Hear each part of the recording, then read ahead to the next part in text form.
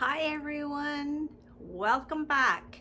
And I think this is going to be our last cookie.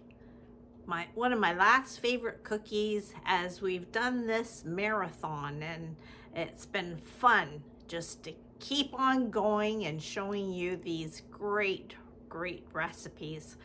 I have to wind up the cookies because now heading into Christmas week, next week, I've got my carrot pudding to do, my scones, my Christmas morning scones, and the scones, I'll have it linked below as well because it's so yummy and delicious. So if you're interested in that, link on to that.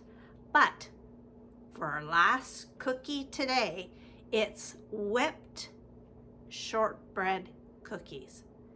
Now, it was my husband. I think maybe, well, he likes all cookies, but he said, are you going to show them that recipe? So I'm doing that. So these are whipped shortbread cookies. A little bit more delicate. They melt in your mouth, but the trick is whipping them and getting the air into them. So I'll show you that. So grateful for a KitchenAid. My mom had an old Sunbeam Mixmaster. Remember those with the black knob?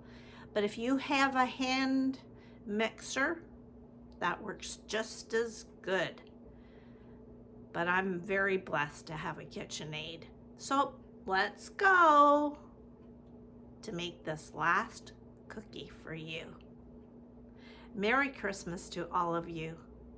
It's been a wonderful journey with you guys, and creating memories. Memories is something that we need to do all the time, and enjoy the moments. Enjoy every moment. All right, so let's get going.